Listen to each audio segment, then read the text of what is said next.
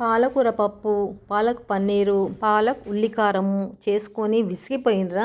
కొత్తగా ఏదైనా చేసుకొని తింటే బాగుంటుంది అనుకుంటున్నారా? అయితే పాలక్తో ఈ రెసిపీ ట్రై చేయండి. మళ్ళీ మళ్ళీ చేసుకుంటా అంటారు, అంత బాగుంటుంది. అన్నానికి కానీ చపాతీలకు కానీ దేనికైనా తినచ్చు. ఇంకెందుకు ఆలస్యం, పదండి చేసుకుందాము. Hello, good morning. బాగున్నారా? మీరందరూ బాగుండాలి, అందులో నేను ఉండాలి. కండ్లకు, జుట్టుకు, స్కిన్కు ఎంతో మేలు చేసే వంట ఈరోజు. 3 కట్టల పాలకూరను శుభ్రం చేసుకొని 5 నిమిషాలు ఉప్పు నీళ్ళని నానబెట్టి 2 సార్లు నీట్గా వాష్ చేసిన. 1/2 teaspoon fresh homemade అల్లం ఎల్లిగడ్డ పేస్ట్, సన్న ముక్కలుగా కట్ చేసిన 1 ఉల్లిగడ్డ, చిన్న ముక్కలుగా కట్ చేసిన 5 పచ్చిమిరపకాయలు, 1 టీ స్పూన్ ధనియాల పొడి, రుచికి సరిపడా సాల్ట్, 1/2 కప్ పెసరపప్పు తీసుకొని నీట్గా వాష్ చేసుకొని నీళ్ళన్నీ వంపేసి పక్కకు పెట్టుకోవాలి. స్టవ్ వెలిగేసుకొని ఒక కడాయి పెట్టుకొని 50 గ్రాముల నూనె వేసుకోవాలి, లేకపోతే ఇట్లాంటి గంట నూనె వేసుకోవాలి.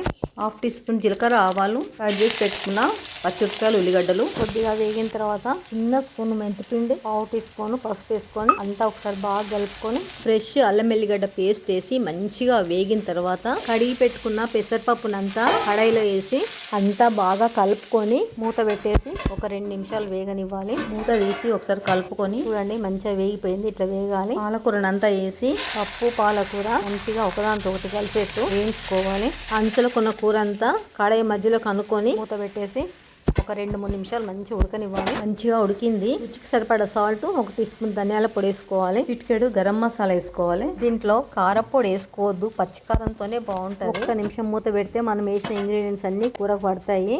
లంచ్ టైం కూడా అయింది, భోంచేద్దాం పదండి. వడ్డించుకున్న చూడండి, పాలక్ పెసరపప్పు ఫ్రై, పుదీనా చట్నీ, కొబ్బరి పొడి, మామిడికాయ పచ్చడి, అన్నం పెట్టేసుకున్నాం. అన్నం కూర ఇప్పుడే అయినాయి, బాగా వేడిగా ఉన్నాయి, కాలుతుంది బాగా. అన్నపూర్ణ మాతకు దండం పెట్టుకొని భోంచేస్తున్నా. లాస్ట్ ఇయర్ పెట్టిన మామిడికాయ పచ్చడి చూడండి, కలరు కొంచెం కూడా మారలేదు, మంచి రెడ్ కలర్ ఉన్నది. ఇప్పుడు మనం చేసుకున్న పాలకూరలో అన్నం కలుపుతున్నా. నేను ఎప్పుడు కూరల్ని అన్నం కలుపుకుంటా, అన్నంలో కూర కలపను. కూర ఎక్కువ, అన్నం తక్కువ తింటాను. ఇట్లా చేసుకుంటే ఇష్టం లేని పిల్లలు కూడా ఎంతో ఇష్టంగా తింటారు. ఎంత అన్నమైనా తినొచ్చు. చాలా బాగుందండి, అసలు ఎంత మంచిగా ఉందంటే పెసరపప్పు పాలకూర కాంబినేషన్ అయితే చాలా బాగుంది. మాకైతే ఈ ఒక్క పూటకే సరిపోతుంది ఈ కూర అంతా, అంత బాగుంది. కూర ఎక్కువ తినేసి అన్నం తక్కువ తింటే చాలా టేస్ట్గా ఉంది. హెల్త్ పరంగా కూడా రైస్ కన్నా కూరలు ఎక్కువ తినడము మంచిదే కదా.